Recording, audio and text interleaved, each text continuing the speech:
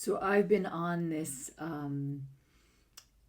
tear of allowing things to come to me without as much strain, of moving into a new place of yes, receptivity, but even in the push forward, there's a softness to it. There's less stridency.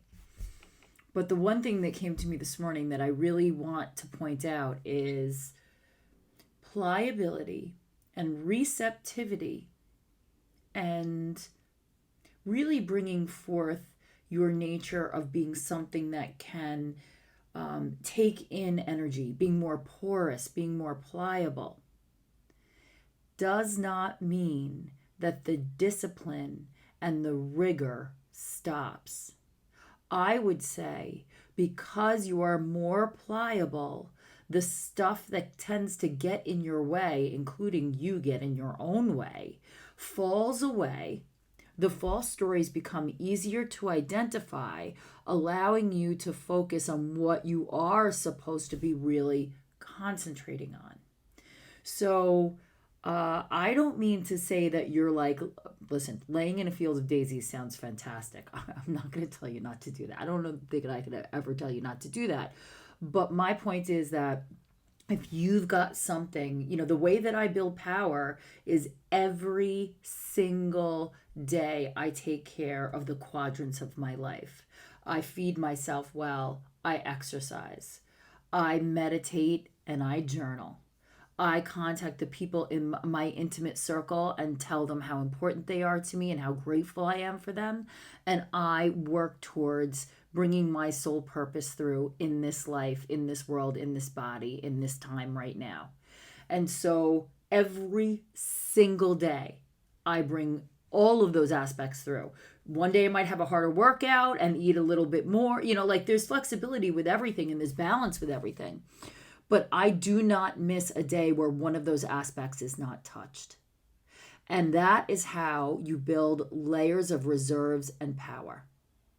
Because if you have no power, you're not going to be able to have, to really focus in on what you are trying to bring through, what your gifts are, what you have been handed to do here in this time.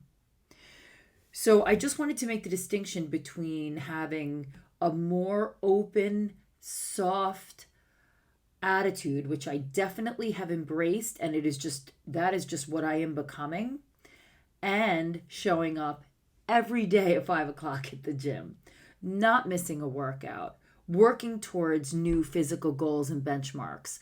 And so yesterday I mentioned I was going to think about some embodiment exercises that you can do to bring your soul through your body, because that is how any kind of really visceral change, that's the only way that it will really take and work. So what I'm going to offer you today is that, and I've said this before, is that there is something that is very, very central to pushing your body and moving your heart rate up and down in short little intervals. And I'm talking like 3 push-ups, sit down and take a breath. 5 push-ups, sit down and take a breath. Or whatever, or burpees or whatever. But that rise and fall in your heart rate as you've got an intention in your mind is going to start to physically move some energy for you. And I suggest that you try it. You don't have to get like super sweaty, like it could be really on your lunch break.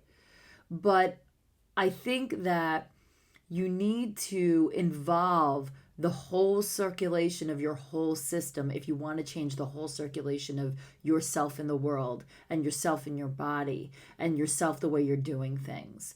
And change must occur if you want to bring something through. So 2 points today. Take a moment and get in your body. If that needs to be through breath first, do it. Really conscious breathing in and out. But you're noticing it. You're with it. And if you really stay with the breath, your mind will empty a little bit. And it's a completely relief. And the other thing is to pay attention to what your powerful rituals are. And whether you are in a aggressive power mode or a softer power mode, those things don't change. They are your makeup. They are your backbone. They are your foundation to make everything else click together and work. And there's a domino, right? So for some people, if they don't start their day communing with God and getting in a meditative place to set themselves forward, the day will not be right. If I do not use my body in some capacity, I cannot have a satisfying or really get all the way deep down into my meditations. That's just the way that I'm made. So for me, body first and then communing with God. And for others, it's communing with God so then they can use their body effectively. Whatever formula works for you, but there's got to be one. There's got to be one. And I would also, the last thing I would offer is someone that is naturally a little chaotic and fluid. The structure is really freeing. So within the structure that I know that I've got to get done, I can make decisions. I can flow within it. But if you don't have any structure, things will fall apart and disintegrate. And then you're going to lose power.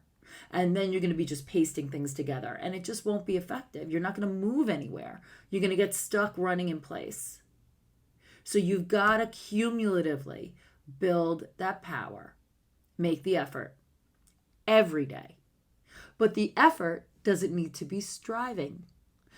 If it's really what you love, it's an effort of warmth. It's an effort of pressure, but positive pressure.